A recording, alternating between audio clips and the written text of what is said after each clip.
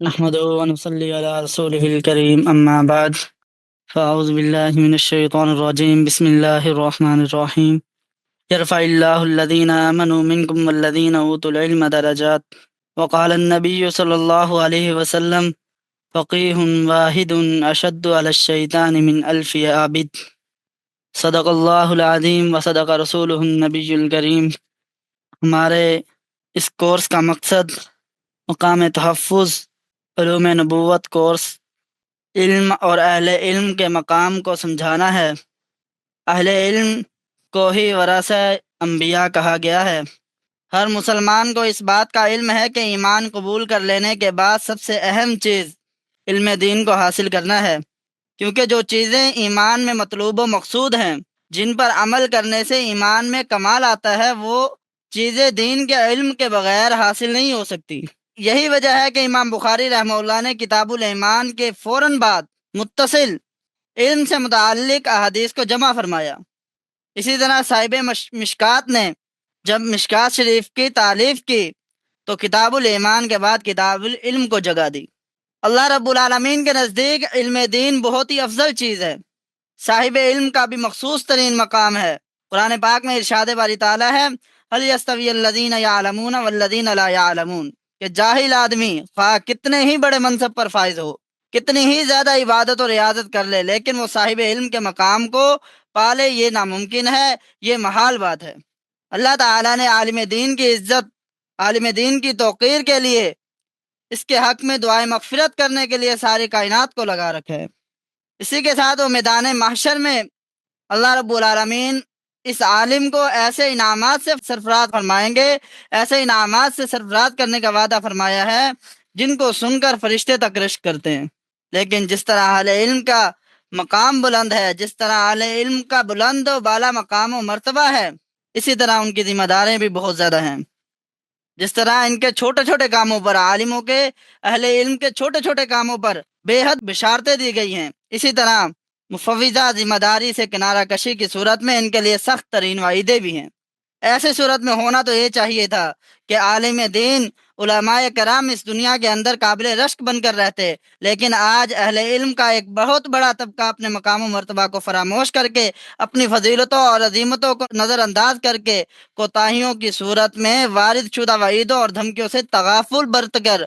ان کاموں میں لگا ہوا ہے، جن سے پورے طبقہ علماء کی جگہ لوگ علماء پر ہنستے ہیں، اور یہاں تک نوبت پہنچ گئی ہے کہ دنیا میں اگر کوئی چیز سب سے زیادہ بے مصرف اور بے فیض چیز سمجھی جا رہی ہے تو یہ اہل علم کی جماعت ہے۔ حالانکہ اس جماعت کو حضرت محمد صلی اللہ علیہ وسلم نے دنیا میں لاجواب زندگی گزارنے کا ایسا بہترین نسخہ بتایا، جس پر یہ حضرات عمل کرتے تو ساری کائنات ان کے قدموں میں جھک جاتی۔ آقا مدنی صلی اللہ علیہ وسلم نے اہل علم کو اہل دنیا کے سامنے کاسہ گدائی لے کر پھرنے والا راستہ نہیں بتایا، بلکہ ان کو سرداروں اور سربراہوں کی طرح جینے کا سلیقہ سکھایا۔ یہی وجہ ہے کہ جن لوگوں نے حضور اکرم صلی اللہ علیہ وسلم کے فرمان کے مطابق زندگی گزاری، دنیا والوں نے ان کو اپنے سروں پر بٹھایا، اور آج کے اس گئے گزرے دور میں بھی جو لوگ استقامت کے ساتھ آقا مدنی صلی اللہ علیہ وسلم کے بتائے ہوئے طریقے کے مطابق اپنی زندگی گزار رہے ہیں، دنیا ان کے سامنے ذلیل ہو کر رہ رہی ہے۔ جو لوگ علم حاصل کرتے ہیں، علم حاصل کرنے میں مشغول رہتے ہیں، ان کے لیے بہت ساری بشارتیں آئی ہیں۔ طالب علم ہو، عالم دین ہو، یا ان کے علاوہ دینی مشغلہ رکھنے والا کوئی بھی شخص ہو، اگر وہ علم دین کے حصول اور اس کی اشاعت میں لگا ہوا ہے تو اس کے لیے حضرت محمد صلی اللہ علیہ وسلم کے بے شمار بشارتیں ہیں۔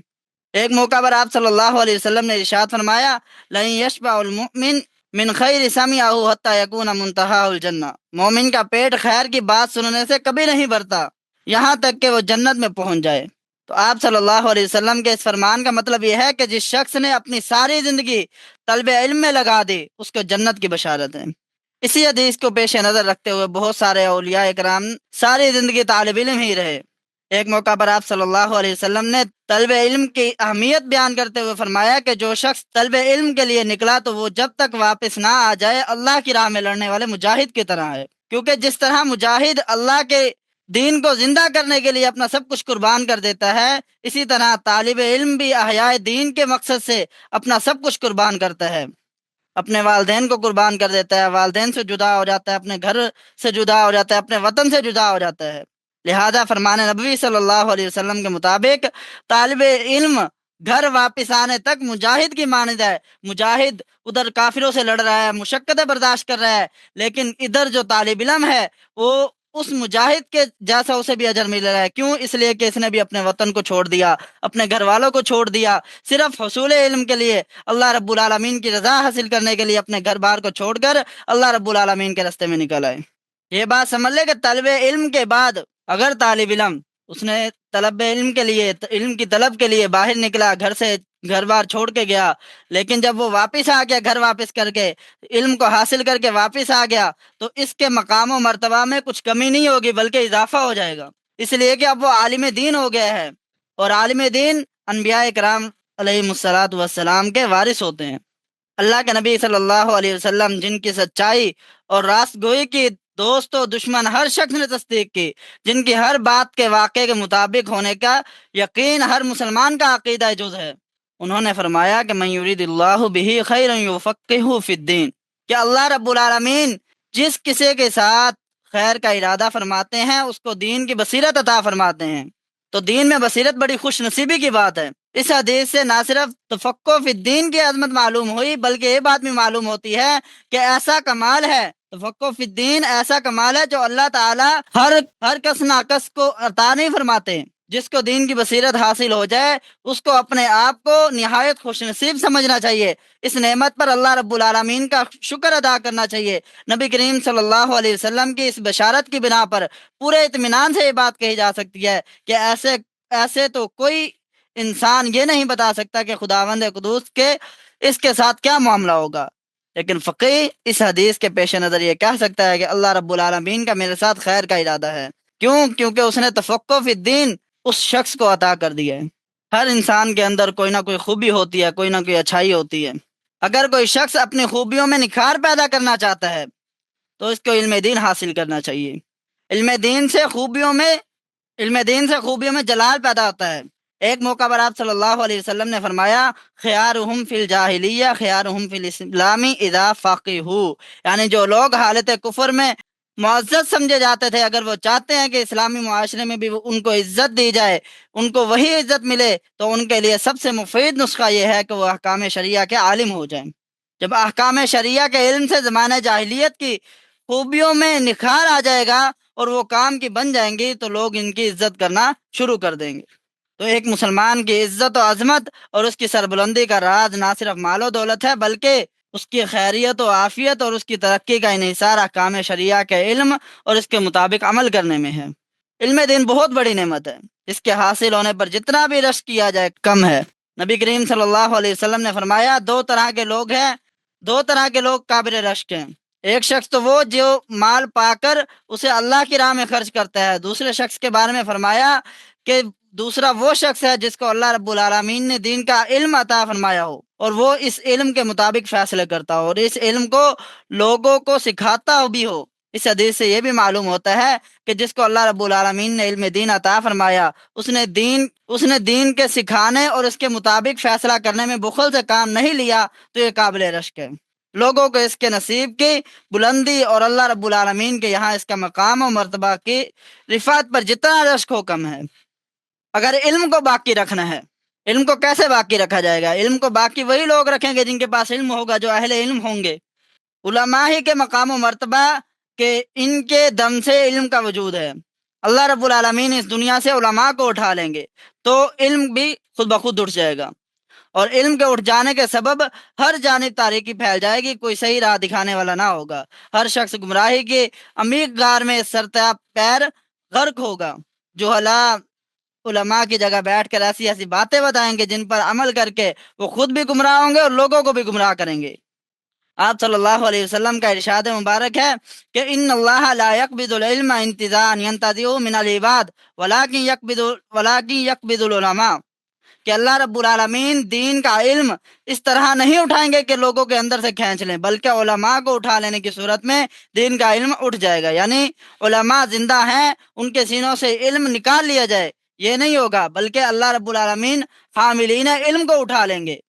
جو اہل علم ہیں ان کو اٹھا لیں گے۔ جب ان کو اٹھا لیا تو پھر علم باقی نہیں رہے گا، تو اس طرح خود بخود علم ختم ہو جائے گا۔ تو بقائے علم کے لیے ہر عالم کا فریضہ ہے کہ وہ اپنے بعد کچھ علماء چھوڑے، کچھ علماء اپنے جو علم اس نے حاصل کیا ہے وہ آگے تقسیم کر کے جائے۔ اس کے باوجود بہت سے لوگ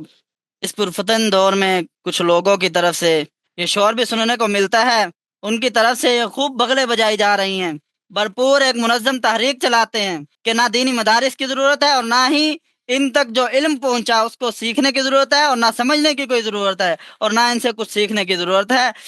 نہ علماء سے استفادے کی ضرورت ہے۔ اگر علم حاصل کرنا ہے، علم سیکھنا ہے تو گھر میں بیٹھ جاؤ، نبی کریم صلی اللہ علیہ وسلم کی جو احادیث مبارکہ کی مرتب شدہ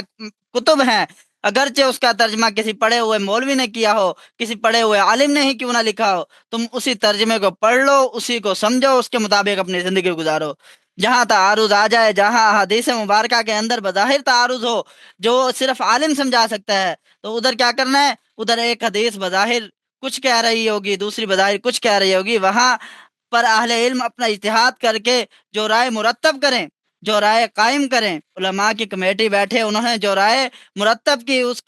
اس کا کوئی مطلب نہیں، بس پڑھو، جو دل میں آئے کرتے جاؤ، رخصتوں پر عمل کرتے جاؤ، آسان آسان لیتے جاؤ، مشکلوں کو چھوڑتے جاؤ۔ ایسے لوگ کہتے ہیں کہ مدارس دینیا کی کوئی ضرورت نہیں ہے، انہوں نے ایک ایسی فضا بنا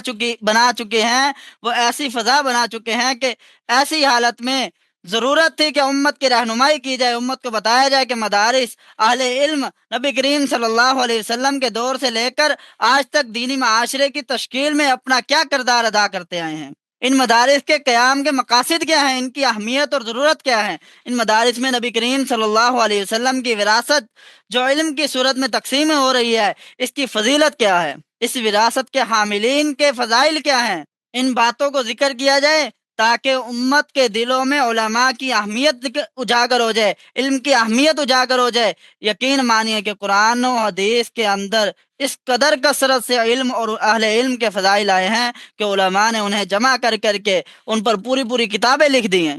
روایات میں، احادیث میں، قرآن کریم میں، اسلاف کے اقوال میں، ہر جگہ آپ کو ان کے فضائل کی بھرمار ملے گی۔ جب انسان ان فضائل کو پڑھتا ہے، انہیں سمجھتا ہے، تو دل کے اندر ایک عجیب سی کیفیت محسوس کرتا ہے، اس کے دل میں بھی علم کو سیکھنے کا اشتیاق مزید بڑھتا ہے، اور اس کے سامنے علم کی اور اہل علم کی جو فضیلت ہے وہ اجاگر ہو جاتی ہے۔ ہمارا معاشرہ چونکہ ایسا ہے کہ ہم مغرب کے افکار پر چلنے والے لوگ ہیں، ہم نے اپنے صحابہ نبی کریم صلی اللہ علیہ وسلم کو اپنے لیے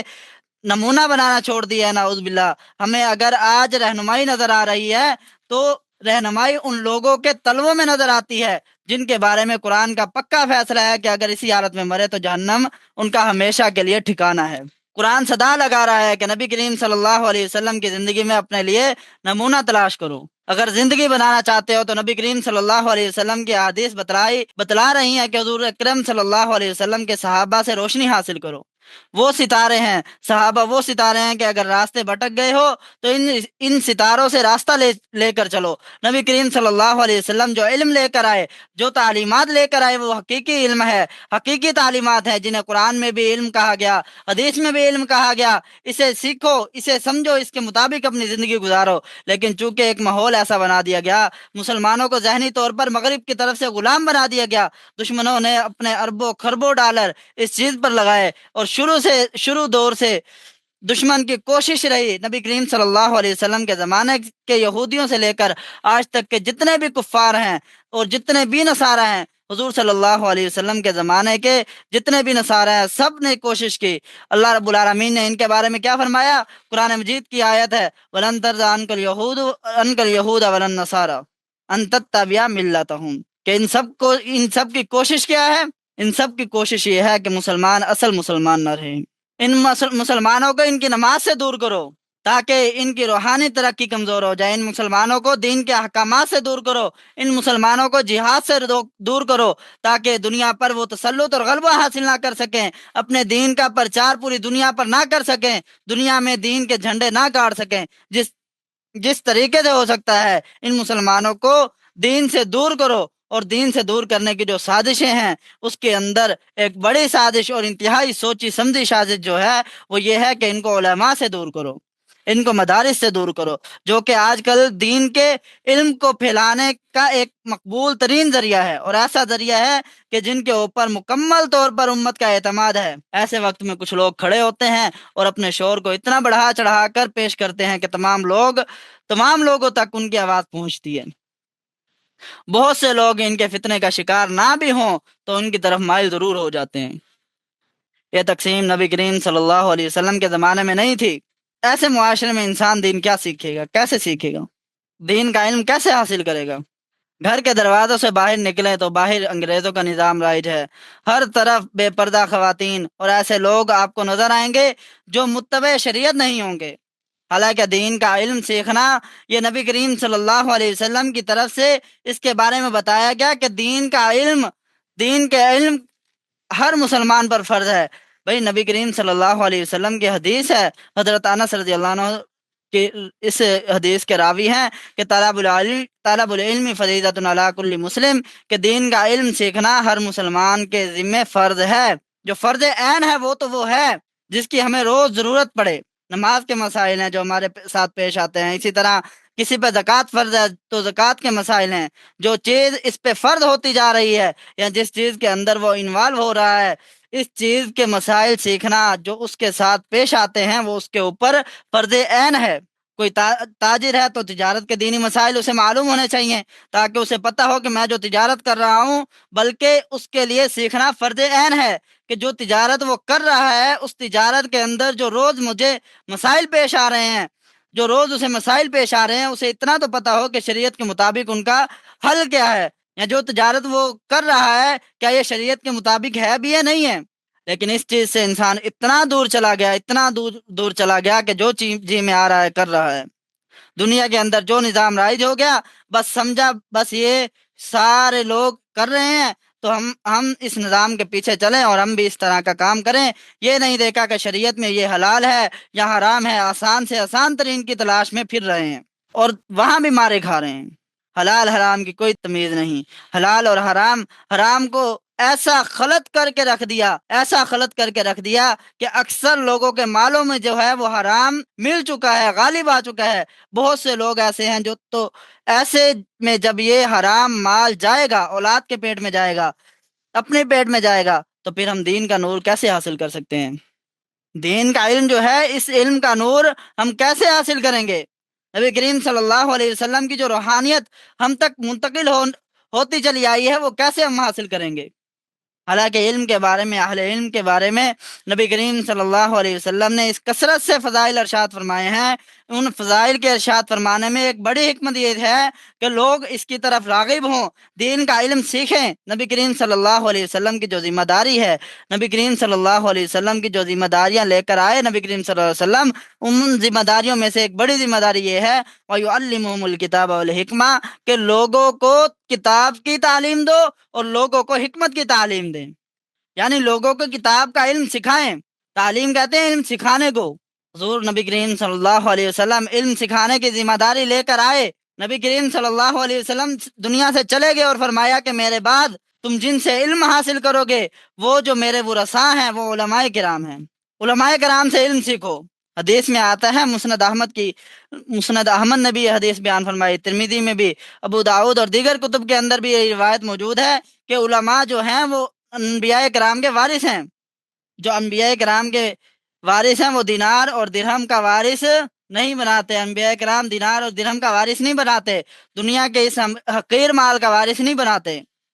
انبیاء نے جو وارث بنایا ہے، وہ جو وراثت چھوڑ کر گئے ہیں، وہ علم کی وراثت ہے۔ علماء کو یہ علم کی وراثت کو حاصل کرنا ہے، اس وراثت کو آگے لوگوں تک پہنچانا ہے۔ نبی کریم صلی اللہ علیہ وسلم کی امت کے جو علماء ہیں، یہ نبی کریم صلی اللہ علیہ وسلم کے وارث ہیں۔ نبی کریم صلی اللہ علیہ وسلم کا جو علم ہے وہ ذمہ داری اور دیگر نبی کریم صلی اللہ علیہ وسلم کی ذمہ داریاں وہ اب علماء کے ذمہ ہیں، ان کی اپنی ذمہ داریاں ہیں۔ تم ان کی طرف رجوع کرو، ان سے علم سیکھو۔ دین کا علم، یہ علم اتنی بلند شان رکھتا ہے کہ اللہ رب العالمین کی صفات میں سے ایک عظیم صفت علم ہے۔ تو اللہ تبارک و تعالی علیم ہے، وما کان وما یکون، ہر چیز کا علم، ایک ذرہ ہی لے اس کا بھی اللہ رب العالمین کو علم ہے، جزیات کا علم بھی اللہ رب العالمین کے پاس ہے، کلیات کا علم بھی ہر اللہ رب العالمین کے پاس ہے، گویا ہر چیز کا علم اللہ رب العالمین کے پاس ہے۔ تو اللہ رب العالمین کی صفت علیم بھی ہے۔ پھر اللہ رب العالمین نے جتنا چاہا، جتنا علم میں سے چاہا، اپنی صفت میں سے جتنا چاہا، اپنے انبیاء کو علم دیا، اور انبیاء کرام نے اپنی امت کو جتنے علم کی ضرورت تھی اس میں سے کوئی کنجوسی نہیں کی، بلکہ مکمل طور پر ہر چیز میں ہر چیز اپنی امت کو دے کر گئے۔ چلنا کہتے تھے، چلنا سکھایا، اٹھنا کیسے ہے، بیٹھنا کیسے ہے، سونا کیسے ہے، لیٹنا کیسے ہے، یہ سارے اعمال سکھا کر گئے۔ اس سے پہلے ہی یہاں تک باتیں سکھائی کہ بیت الخلاء سے لے کر حج بیت اللہ تک کے جتنے بھی احکام ہیں، جتنے بھی احکامات ہیں، وہ سب کے سب نبی کریم صلی اللہ علیہ وسلم نے سکھائے، ہر نبی نے اپنی امت کو سکھائے۔ اللہ اکبر۔ علم کے فضائل کی بات چل رہی تھی، تو آپ سے یہ بات عرض کرنی ہے کہ علم اللہ رب العالمین کی صفت ہے۔ نبی کریم صلی اللہ علیہ وسلم کی ذمہ داریوں میں سے ایک ذمہ داری لوگوں کو علم سکھانا، کتاب اللہ کا علم سکھانا، قرآن کریم کا علم سکھانا، اپنی احادیث کی روشنی میں علم کی تشریح کرنا، اللہ تبارک و تعالیٰ کی طرف سے جو وحی اتر رہی ہے وہ وحی جو لوگوں تک پہنچانا، اور جو بات ان لوگوں کو سمجھانی ہو وہ احادیث کے ذریعے سمجھانا، یہ اللہ رب العالمین نے آپ صلی اللہ علیہ وسلم کو ذمہ داری دی۔ آپ صلی اللہ علیہ وسلم نے یہ ذمہ داری اپنے صحابہ کو دی، صحابہ سے تابعین نے لی، اور تابعین سے آگے چلتی آ رہی ہے، علماء اسے حاصل کرتے آ رہے ہیں۔ نبی کریم صلی اللہ علیہ وسلم جو اپنی احادیث کے ذریعے لوگوں کو بات سمجھاتے تھے، دراصل وہ احادیث مبارکہ بھی وہی ہیں، اس لیے کہ اللہ رب العالمین کا فرمان ہے کہ آپ کی طرف جو چیز بھی بھیجی جاتی ہے وہ اور کچھ نہیں بلکہ وہی ہے۔ ان ہوا الا وحی یوحی، کہ حضور اپنی طرف سے کچھ نہیں کہتے، جو کچھ کہتے ہیں اللہ تبارک و تعالیٰ کی طرف سے وہ وحی ہوتی ہے۔ یہ علم جو ہے وحی کا نبی کریم صلی اللہ علیہ وسلم نے ہم تک پہنچایا، اور علم اتنی شان رکھتا ہے، آپ تاریخ کی کتابیں اٹھا کر دیکھیں، اگر کوئی موچی تھا دنیا کے، اگر کوئی ایسے طبقے کا فرد تھا جس طبقے سے جڑے لوگوں کو دنیا نچلے درجے کا کہتی ہے، جنہیں دنیا عزت کی نگاہ میں دیکھتی نہیں ہے، لیکن جب وہ علم سے جڑا تو علم نے اس کے مقام سے بہت زیادہ بلند کر دیا۔ دنیا کے اندر بھی اللہ تبارک و تعالیٰ نے علم سے جڑنے کی وجہ سے اسے مقام سے ایسا نوازا، اور آخرت کے اندر بھی اللہ تبارک و تعالیٰ اسے علم کی وجہ سے اونچے مقام پر نوازیں گے۔ امام ابو عثمان سعید بن مغیرہ رحمۃ اللہ علیہ یہ شکاری تھے، اور ہمارے ہاں شکاریوں کی ہم آپس میں شکاریوں کا تذکرہ کیسے کرتے ہیں، کوئی عزت کے ساتھ نہیں کرتے، ان کی کوئی خاص اہمیت نہیں ہوتی، لیکن وہی امام ابو عثمان سعید بن مغیرہ مصری تھے، جب انہوں نے اپنی کتاب السیر لکھی، اور کتاب السیر کا درس دینے کے لیے جب پہلا درس دینے لگے تو لوگوں کا اتنا ہجوم امڑ آیا، اتنے لوگ درس سننے کے لیے جمع ہو گئے کہ بازار بند ہو گئے، رستہ جو تھا وہ جام ہو گیا۔ اس وقت کی بات ہے، یہ آج کل کا کوئی سوشل میڈیا کا یا کالوں کا دور نہیں تھا، شہر پورا امڑ آیا اور آ کر ان کا پہلا درس انہوں نے سنا۔ یہ علم سے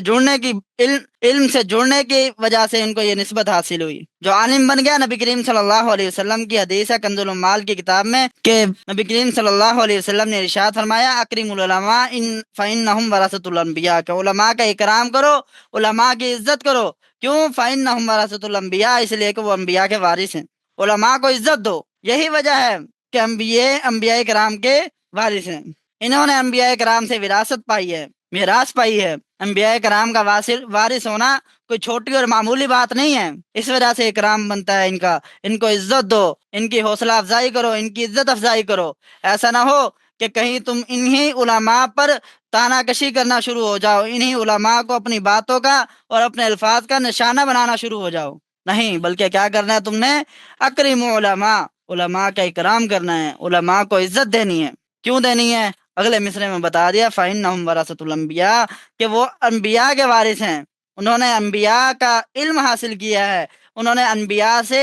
میراث میں وراثت میں علم پایا ہے۔ اور نبی کریم صلی اللہ علیہ وسلم نے فرمایا کہ وَمَن لَّمْ يُبَدِّلْ الْعَالِمِينَ فَلَيْسَ مِنَّا، جو ہمارے علماء کا اکرام نہیں کرتا، ہمارے علماء کی عزت نہیں کرتا، وہ ہم میں سے نہیں ہے۔ آپ ذرا غور کریں کہ آپ صلی اللہ علیہ وسلم یہ کیوں ارشاد فرما رہے ہیں کہ لوگ جب علماء سے کٹیں گے، علماء سے دور ہوں گے، ایسے لوگوں سے جا کے دین حاصل کریں گے جن کو دین کے الف با کا پتہ نہیں، جن کی اپنے معاشرے کے اندر کوئی اہمیت نہیں تھی، وہ دین کا ویسے بیٹھے چورن بیچ رہے ہوں گے اور اس کے ذریعے سے کوئی عزت تلاش کرتے ہیں۔ ایسے لوگوں کے پاس جا کر اگر کوئی علم حاصل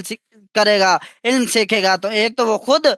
جو فتویٰ پر اتنا جری ہوتے ہیں، فتنے پر اتنا جری ہوتے ہیں، دین کے معاملے میں ان کے بارے میں بھی حدیث کے اندر وعید آئی ہے، وہ خود تو اس وعید کے مستحق ہیں، دوسرے جو لوگ ان کے پاس جا رہے ہیں، ان سے سیکھنے جا رہے ہیں، حالانکہ ان کے پاس دین کی رہنمائی موجود نہیں ہے، نبی کریم صلی اللہ علیہ وسلم کے فرامین موجود ہیں، سب کچھ موجود ہے، اس کے باوجود وہ دوسرا راستہ تلاش کرتے ہیں۔ تو یاد رکھیں، پھر سوائے گھاٹے کے، سوائے گھاٹے کے، سوائے اگلی نسلوں کے اور اس دور کی تباہی کے اور کچھ بھی ہاتھ نہیں آئے گا، کچھ بھی ہاتھ نہیں آئے گا۔ یہ معمولی بات نہیں ہے۔ آج آپ دیکھیں، پوری دنیا میں پر اسلام کا غلبہ چاہتے ہیں۔ اگر آپ لوگ پوری دنیا پر اسلام کا غلبہ چاہتے ہیں، اگر آپ چاہتے ہیں کہ پوری دنیا پر اسلام غالب آ جائے اور ہم بھی اس کام میں استعمال ہوں، اللہ تبارک و تعالی ہمیں بھی قبول فرما لے، تو آپ کو کون سا راستہ نظر آتا ہے؟ کیا کسی عالم کے پاس آپ نہیں جائیں گے کہ وہ اصلاح کے راستے ہوں، چاہے وہ جہاد کے راستے ہوں، چاہے وہ کوئی اور راستہ ہو، دین کی تبلیغ کا راستہ ہو، دین کی اشاعت کا راستہ ہو، چاہے وہ تعلیم و تعلم کا راستہ ہو، آپ کو علماء کے ہاتھ میں ہاتھ دینا پڑے گا۔ نبی کریم صلی اللہ علیہ وسلم کے دور سے لے کر آج تک کے سارے دوروں کو ذہن میں رکھ کر اس کا تصور کریں کہ علماء انبیاء کرام کے وارث ہیں،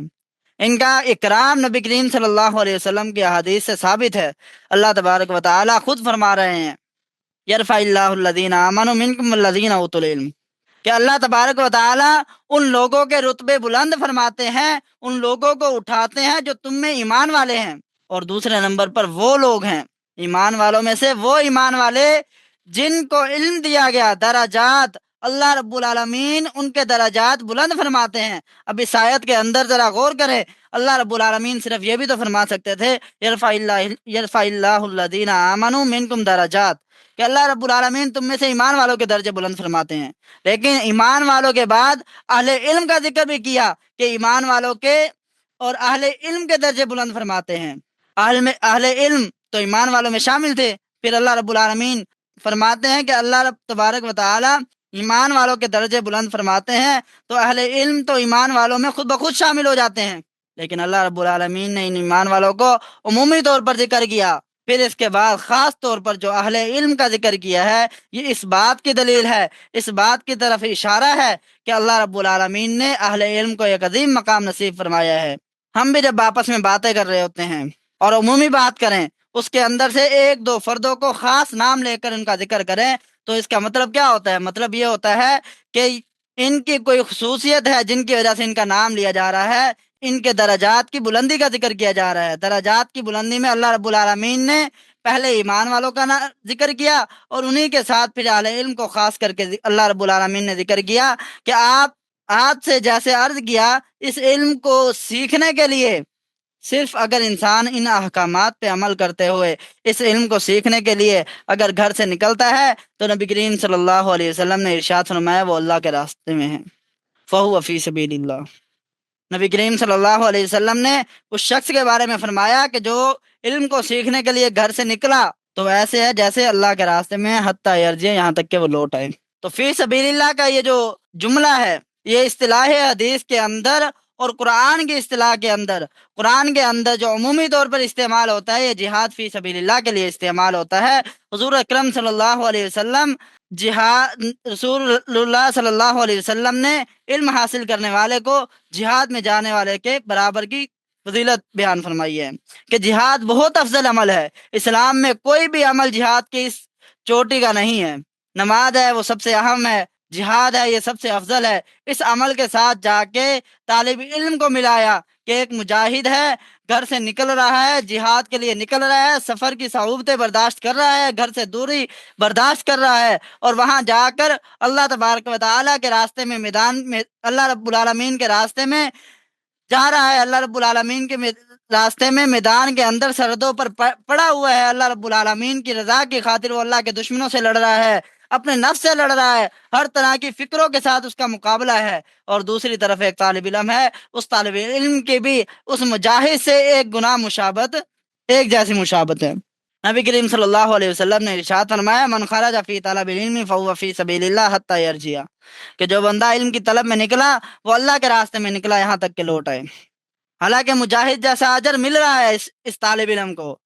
پروٹوکول بے شک مجاہد والا نہیں ہے لیکن اجر مجاہد جیسا ہے۔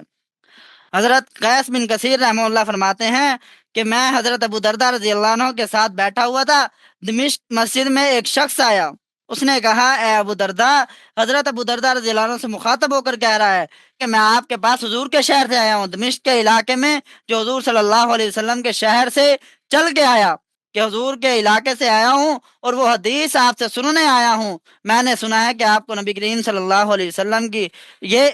حدیث بیان، آپ نبی کریم صلی اللہ علیہ وسلم کی طرف سے حدیث بیان کرتے ہیں، میری کوئی اور حاجت نہیں ہے، میں صرف آپ کے پاس آیا ہوں، یہ حدیث سیکھنے کے لیے آیا ہوں۔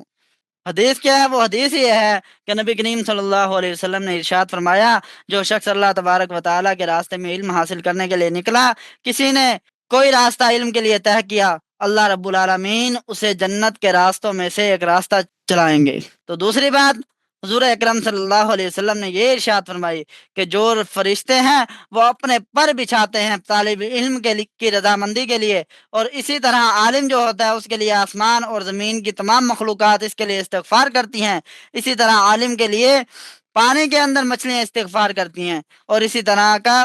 میں نے حضور اکرم صلی اللہ علیہ وسلم سے سنا کہ ایک عالم کی ایک عبادت گزار پر جو فضیلت ہے وہ ایسی ہے جیسے 14ویں رات کے چاند کی تمام ستاروں پر ہوتی ہے۔ اور ساتھ اس نے کہا کہ علماء کرام انبیاء کے وارث ہیں،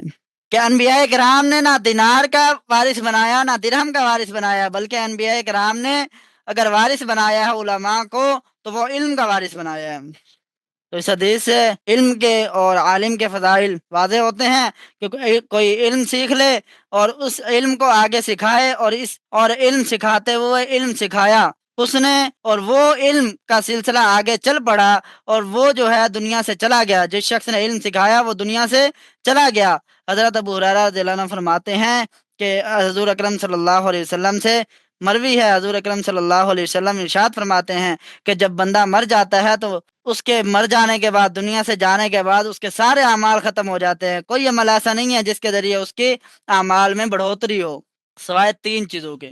3 چیزیں ایسی ہیں جو انسان کے مرنے کے بعد بھی عمل کے اندر، مرنے کے بعد بھی ثواب کے اندر بڑھوتری کرتی ہیں۔ نمبر 1، کوئی صدقہ جاریہ پیچھے چھوڑ دیا جس سے فائدہ حاصل کیا جا رہا ہے تو اس کا ثواب اس کو ملتا رہے گا، مرنے والے کو ملتا رہے گا۔ اسی طرح اگر کسی نے ایسا علم یا ایسا اس نے عالم چھوڑ دیا، اس نے علم چھوڑا جس کے ذریعے سے نفع اٹھایا جا رہا ہے، کتاب لکھ دی لوگ نفع اٹھا رہے ہیں، یا کوئی شاگرد تیار کر دیا وہ آگے پڑھا رہا ہے، یا اسی طرح اس شخص کا قیامت تک جو ہے وہ اجر جاری رہے گا، جب تک اس کا یہ سلسلہ چلتا رہے گا، جب تک اس کی وہ کتاب لکھی ہوئی چل رہی ہے، جب تک لوگ اس سے نفع اٹھا رہے ہیں، جب تک وہ عالم جو اس نے تیار کیا، اس نے آگے کئی علماء کو تیار کیا، جب تک یہ سلسلہ چلتا رہے گا اس وقت تک اس کا ثواب اس شخص کو ملتا رہے گا۔ نمبر 3، تیسری چیز یہ کہ ایسی نیک اولاد چھوڑی اس نے پیچھے کہ وہ اس کے لیے دعائیں کرتا رہا، اس کے لیے اصالہ ثواب کر رہا ہے، اپنے والد کے لیے مغفرت کی دعا کر رہا ہے، کسی بیٹے کو عالم بنا دیا یا دیندار بنا دیا، اور وہ جو ہے اپنے والد کے لیے دعائیں کر رہا ہے، اصالہ ثواب وغیرہ کر رہا ہے، تو اس کا بھی عمل جو ہے اس شخص مرنے والے کے لیے ثواب کا حامل ہوگا، اس مرنے والے کو اس کا ثواب ملتا رہے گا۔ اللہ اکبر۔ تو علم نافع سے جس سے فائدہ اٹھایا جا رہا ہے، اس بندے کے جانے کے بعد اس کا اجر انسان کو مل رہا ہے، دنیا سے جانے کے بعد بھی اس کی فیکٹری لگی ہوئی ہے، یہ ایسی فیکٹری ہے جس کا کوئی نقصان نہیں ہے، کوئی خسارہ نہیں ہے۔ اللہ رب العالمین درجات جو ہیں اس کے بلند فرماتے جا رہے ہیں، دنیا سے جانے والے کے جو سکھا کر گیا اللہ رب العالمین کی رضا کی خاطر، اس کے درجات اللہ رب العالمین خود بخود بلند فرما رہے ہیں۔ اسی طرح ترمذی شریف میں ایک اور روایت آتی ہے کہ حضرت ابو ہریرہ رضی اللہ عنہ سے مروی ہے، نبی کریم صلی اللہ علیہ وسلم نے ارشاد فرمایا، منافق کے اندر 2 چیزیں جمع نہیں ہو سکتی، 2 خصلتیں ایسی ہیں جو منافق کے اندر جمع نہیں ہو سکتی۔ ایک خصلت تو یہ ہے یہ حکم نیک اور اچھے اخلاق، اچھے چال چلن، یہ منافق کے اندر نہیں ہو سکتے۔ دوسرے نمبر پہ دین کی سمجھ بوجھ، دین کا تفقہ، دین کی فقہ، یہ منافق کے اندر نہیں آ سکتی۔ یہاں تو یہ دونوں نہیں آ سکتی، یہ دونوں خصلتیں نہیں پائی جائیں گی، یا ان میں سے ایک بھی نہیں پائی جائے گی۔ ایک تو اس سے یہ پتہ چل گیا کہ علماء کرام ان کی نفاق سے برات کی بات کی طرف اشارہ ہے۔ دوسرے نمبر پر اس حدیث کے اندر جو نبی کریم صلی اللہ علیہ وسلم نے یہ فرمایا کہ نہ کسی منافق میں یہ دو چیزیں نہیں ہو سکتی، اب صحابہ کے سامنے فرمایا تو آپ کیا کہہ سکتے ہیں کہ صحابہ نے اس سے کیا سبق سیکھا ہوگا؟ صحابہ نے یہی سبق سیکھا ہوگا کہ یہ دو خصلتیں ان کو سیکھنے میں، ان کی طرف ان کو اپنانے میں حرص زیادہ سے زیادہ کرو۔ اچھے اخلاق ہیں، اچھا چال چلن ہے، اس کو زیادہ سے زیادہ سیکھو۔ دین کے اندر سمجھ بوجھ ہے، اس کو زیادہ سے زیادہ سیکھو۔ دین کی تفقہ ہے، دین کی فقہ ہے، اس کو زیادہ سے زیادہ سیکھو۔ حضور صلی اللہ علیہ وسلم نے فرمایا کہ دین کی فقہ ہر کسی کو نصیب نہیں ہوتی، یہ دین کا تفقہ ہر کسی کے حصے میں نہیں آتا، بلکہ اس کے حصے میں آتا ہے جسے اللہ رب العالمین بلائی کا ارادہ فرماتے ہیں۔ تو اگر کوئی شخص یہ سوچے کہ میں علم میں لگ جاؤں تو میری جیب کہاں سے بھرے گی، میں کماؤں گا کہاں سے، میں کھاؤں گا کہاں سے، تو حضور صلی اللہ علیہ وسلم نے یہ بھی ارشاد فرمایا ہے کہ جو شخص دین کے سمجھ حاصل کر لیتا ہے، دین کی فقہ حاصل کر لیتا ہے، دین کے جو احکامات ہیں ان کو سیکھ لیتا ہے، تو اللہ رب العالمین اس کے تمام اہم کاموں کی طرف سے، تمام ضروری کاموں کی طرف سے اللہ رب العالمین کافی ہو جاتے ہیں، اور اس کو پریشانی لینے کی ضرورت نہیں ہے، اس کو ٹینشن لینے کی ضرورت نہیں ہے، بلکہ اللہ رب العالمین اس کے سارے کاموں کو خود بخود مکمل کر دیں گے، حل کر دیں گے۔ اگر وہ یہ سوچ رکھے کہ میں دین سیکھوں گا تو میری جیب کہاں سے بھرے گی، کماؤں گا کہاں سے، اب خرچے کا مسئلہ ہے، اب یہ مسئلہ ہے، فلاں مسئلہ ہے، تو اللہ رب العالمین فرما رہے ہیں اللہ رب العالمین اس کی طرف سے کافی ہو جائیں گے۔ اللہ رب العالمین اس کے جو کام ہیں وہ خود بخود پورے کرتے جائیں گے۔ رزق کی جو بات ہے، اللہ رب العالمین فرماتے ہیں اللہ اس فقیر کو، اس عالم کو ایسی جگہ سے عطا کرے گا، ایسی جگہ سے روزی دے گا جہاں اسے گمان بھی نہیں ہوگا روزی کہاں سے آ رہی ہے۔ حضور نبی کریم صلی اللہ علیہ وسلم کی زبانی گویا کہ اللہ تبارک و تعالیٰ کا یہ وعدہ ہے کہ اللہ تبارک و تعالیٰ تمام کام بنائیں گے بھی، اللہ تبارک و تعالیٰ رزق بھی دیں گے، اور ایسی جگہ سے دیں گے جہاں سے انسان کا گمان بھی نہیں ہوگا۔ یہ ساری ترغیبیں کیوں ہیں؟ یہ ساری ترغیبیں اس لیے ہے کہ آ جاؤ دین کی طرف، آ جاؤ علم کی طرف۔ نبی کریم صلی اللہ علیہ وسلم کے دور میں اس چیز کو دورہ تھا، وہ پھیلا ہوا تھا، علم پھیلا ہوا تھا، اگر کسی کو کچھ پوچھنا ہوتا اس کو زیادہ پریشانی کی ضرورت نہیں ہوتی تھی۔ صحابہ کرام سے حضرات تابعین سیکھ رہے تھے، حضرات صحابہ کرام نے آپ صلی اللہ علیہ وسلم سے علم سیکھا ہے، علم ایسے ہی آگے چلتا جا رہا ہے۔ لیکن ہمارے دور میں اس چیز کی کافی کمی ہو گئی ہے، لوگوں میں وہ قدر نہیں رہی، دین کی قدر نہیں رہی، نہ علم کی قدر رہی، نہ اہل علم کی قدر رہی، جس کی وجہ سے بہت دور پستی میں جا رہا ہے۔ اگر عالم کی قدر ہوتی تو آج اگر کوئی آواز لگاتا، کوئی عالم آواز لگاتا تبلیغ کے لیے تو لوگ اس کی طرف جاتے، بھائی ٹھیک بات کر رہا ہے، کوئی سوال لگاتا جہاد کے لیے لوگ لپکتے ہوئے جاتے، کوئی دین کے کسی اور کام کے لیے، ختم نبوت کے دفاع کے لیے آواز لگاتا، لوگ اس کی طرف لپک کر جاتے۔ لیکن لوگوں میں یہ قدر ختم ہو چکی، بہت کم ہی ایسے لوگ ہیں، بہت کم ہی ایسے لوگ باقی ہیں جو اللہ رب العالمین یا نبی کریم صلی اللہ علیہ وسلم کے بتائے ہوئے طریقوں پر چل رہے ہیں، جو علماء کی قدر کر رہے ہیں۔ یاد رکھیں، آپ جتنی بھی عبادتیں کر لیں، جتنی بھی ریاضتیں کر لیں، ایک عالم کا جو مقام ہے اس تک نہیں پہنچ سکتے۔ حدیث کے اندر ہے کہ آپ کو علم حاصل کرنا پڑے گا۔ ترمذی ابن ماجہ میں حدیث ہے، حضرت ابن عباس رضی اللہ عنہما فرماتے ہیں نبی کریم صلی اللہ علیہ وسلم نے فرمایا ایک فقیہ وہ شیطان پر اتنا بھاری ہے جتنا 1000 عابد کی شیطان پر جتنے 1000 عابد کی شیطان پر پہ بھاری نہیں ہوتے، یعنی کہ 1000 عابد ہوں وہ شیطان پر اتنے بھاری نہیں ہوتے، لیکن ایک عالم شیطان پر زیادہ بھاری ہوتا ہے۔ کیوں؟ کیونکہ عالم دین اس کا کمال علم فہم اس کے اندر موجود ہے، اس کے اندر خدا داد فقہی بصیرت موجود ہے، اس کی بنیاد پہ وہ دین کی اصل حقیقتوں سے واقف ہے، وہ شریعت کے احکام کی احکام کو جانتا ہے، ہدایات کے ہر ہر پہلو سے واقف ہے، ان کے اوپر گہری نگاہ رکھتا ہے، اسے پتہ ہے کہ شیطان کن کن وساوس کے ذریعے کیسے کیسے مکر و فریب کے ذریعے انسان کو گمراہ کرتا ہے۔ ایک عابد جو ہے، جو نابلد ہے، وہ ان چیزوں کو نہیں جانتا۔ دین کے مسائل سے وہ دین کے مسائل سے وہ ناسمجھ ہے، عبادت تو کر رہا ہے، اب شیطان آئے گا، وسوسہ ڈالے گا، تیرا وضو ٹوٹ گیا، حالانکہ اسے یقین نہیں ہے۔ یہ مسئلہ ہے، جب تک انسان کو یقین نہ ہو تب تک وضو نہ کرے۔ اب یہ ایک عالم کو تو پتہ ہوگا، لیکن عابد کو اگر نہیں پتا، شیطان نے اسے وسوسہ ڈال رہا ہے، شیطان اسے وسوسہ ڈال رہا ہے کہ تیرا وضو ٹوٹ گیا، اب وہ جائے گا وضو کرنے چلے جائے گا۔ اسی طرح عابد ہے، وہ نماز ادا کر رہا ہے، شیطان نے اسے کہہ دیا کہ تیرے صحیح الفاظ ادا نہیں ہو رہے، تو وہ وسوسے کے اندر آ گیا کہ پتہ نہیں میری عبادت بھی قبول ہو رہی ہے یا نہیں ہو رہی۔ یاد رکھیں، ان باتوں کا ایک عالم کو پتہ ہوگا۔ نبی کریم صلی اللہ علیہ وسلم نے فرمایا، نماز کا ایک شیطان ہوتا ہے، نماز میں ایک شیطان آتا ہے، اس کا نام ہنزر ہے۔ وہ آ کے کیا کہتا ہے؟ وہ آ کے کہتا ہے، ابھی عہدہ ٹوٹ گیا، وہ ٹوٹ گیا، ابھی نماز پوری کرو، ان کی فکر نہ کرو۔ تو اب عابد کے مسئلے نہیں پتا، عابد کو مسئلے نہیں پتا، تو وہ شیطان کے ان مساوس کا شکار ہوتا رہے گا۔ اس طرح وضو کے متعلق فرمایا کہ وضو کا بھی ایک شیطان ہے جس کا نام بلحان ہے، یہاں کے وضو میں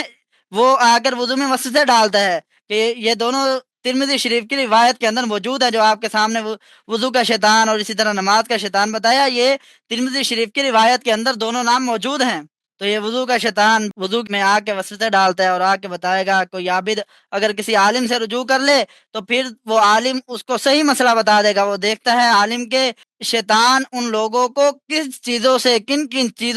کن راستوں سے گمراہ کر رہا ہے، تو اس چیز تک پہنچتا ہے، پھر لوگوں کو سیدھے رستے کی طرف لانے کی کوشش کرتا ہے۔ تو 1000 عابدوں سے زیادہ بھاری ہے یہ شیطان پہ، یہ عالم جو ہے 1000 عابدوں سے زیادہ بھاری ہے شیطان پہ، شیطان کے کام میں رکاوٹ بن رہا ہے۔ امام شافعی رحمہ اللہ کا شعر ہے کہ ایک فقیہ ہو جو کہ تقوی دار ہو، وہ شیطان سے 1000 عابدوں سے زیادہ بھاری ہوتا ہے۔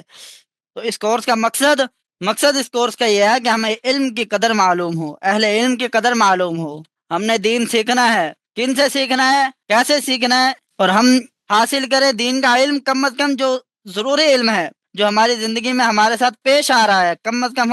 ہم وہ علم تو حاصل کریں، وہ علم تو سیکھیں جو ہمارے اوپر فرض ہے۔ اب نماز کے اندر اکثر لوگوں سے غلطی ہو جاتی ہے، ہر انسان سے غلطی ہو جاتی ہے، تو اب انسان کو یہ تو پتہ ہونا چاہیے کہ سجدہ صاحب جو ہے وہ کس غلطی کی وجہ سے واجب ہوا ہے۔ جب انسان کو یہ علم نہ ہو کہ سجدہ صاحب کس غلطی کی وجہ سے واجب ہوگا، اب وہ نماز کا ہر وقت اعادہ کر رہا ہوگا کہ بھائی میری نماز کے اندر غلطی ہو گئی ہے، اب وہ دوبارہ سے نماز پڑھے گا۔ تو اللہ رب العالمین سے دعا ہے کہ اللہ رب العالمین ہمیں علم کی قدر نصیب فرمائیں، اہل علم کی قدر نصیب فرمائیں، نبی کریم صلی اللہ علیہ وسلم کی زندگی کے مطابق ہمیں زندگی گزارنے کی توفیق نصیب فرمائیں۔ آپ صلی اللہ علیہ وسلم نے جو طریقے بتائے، آپ صلی اللہ علیہ وسلم نے جو احکام بتائے، جو شریعت کے موازنہ آپ صلی اللہ علیہ وسلم نے زندگی گزارنے کے طریقے بتائے، اسی طرح ہمیں زندگی گزارنے کی توفیق نصیب فرمائے۔ اب بعض حضرات یہ اعتراض کرتے ہیں مدارس کے اوپر کہ مدارس کے نصاب تعلیم تبدیل ہونا چاہیے، جو نصاب مدارس میں پڑھایا جا رہا ہے ان کو تبدیل کیا جائے، اس کی جگہ ایک ایسا نصاب رائج کیا جائے جو ان مدارس کے فارغین کی معاشی کفالت کا ضامن ہو۔ اس طرح کا مطالبہ نہ تو عقل و دانش کے موافق ہے، اور نہ ہی یہ بات مدارس اسلامیہ کے قیام کے اہداف و مقاصد کے ہم آہنگ نظر آتی ہے۔ جزوی ترمیم اور تبدیلی تو یہ علماء دین اور ارباب مدارس وقتاً فوقتاً کرتے رہتے ہیں۔ آج سے 60 سال پہلے داخل درس نظامی کا نقشہ موجودہ نصاب سے ملا کر دیکھیں تو موجودہ نقشہ جو ہے اس سے بہت مختلف ہے۔ موجودہ احوال اور تقاضوں کے پیش نظر عالمیت سے فراغت کے بعد 2 سالہ انگریزی زبان کا کورس بھی مدارس میں شروع کر دیا گیا ہے۔ اس کا ذوق رکھنے والے فارغ التحصیل طلباء اس شعبے سے منسلک ہو کر انگریزی پر عبور حاصل کر رہے ہیں۔ جہاں تک یہ بات ہے کہ نصاب کا تعلق ہے کہ بالکل یہ جو نصاب پڑھایا جا رہا ہے بالکل قابل اطمینان ہے، کیونکہ یہ وہی نصاب ہے جس سے بڑے بڑے اکابر علماء تیار ہوئے ہیں۔ البتہ جزوی ترمیم، جزوی تغیر و تبدل تو یہ تو پہلے بھی ہو رہا ہے اور آئندہ بھی ہوتا رہے گا، البتہ اصل نصاب یہی ہے، اس کو ہم بدل نہیں سکتے۔ تو ان حضرات سے جو مدارس کے نصاب اور نظام کی مکمل تبدیلی کے طالب ہیں سوال کرتے ہیں ہم لوگ کہ ان میں سے کبھی کسی نے بڑے بڑے اسکول کالجز کے چلانے والوں یا بڑی بڑی ملوں کمپنیوں اور کارخانوں کے ٹھیکیداروں کو یہ مشورہ دیا ہے کہ وہ لوگ وہاں طلباء اور رک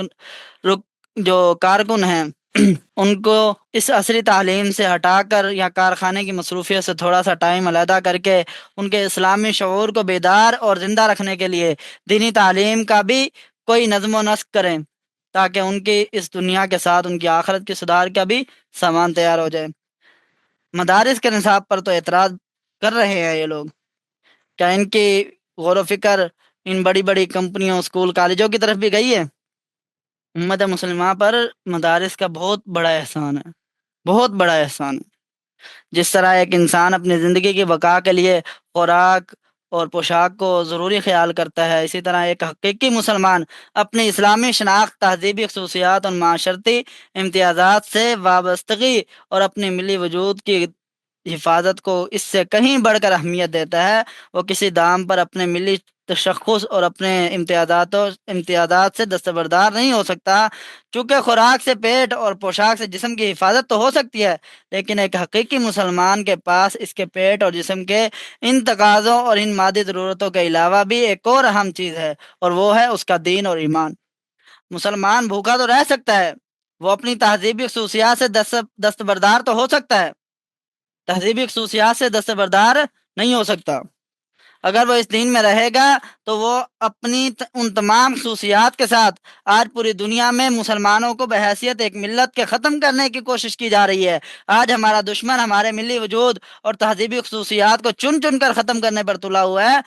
اگر آج اسلام اپنی تمام خصوصیات، امتیازات کے ساتھ نظر آ رہا ہے تو وہ انہیں مدارس عربیہ کے زیر احسان، شہر شہر، گلی گلی، قریہ قریہ، چھوٹی بڑی بستیوں، کچی پکی جو مساجد آباد نظر آ رہی ہیں، مختلف تحریکوں کی شکل میں مسلمانوں کی اخلاقی و اعتمادی اور معاشری اصلاح کا جو جال ہر سمت بچھا ہوا ہے، یا کسی بھی جگہ دین کا شعلہ یا اس کی تھوڑی سی رمق اور چنگاری سے لگتی ہوئی نظر آ رہی ہے، وہ انہیں مدارس کا فیض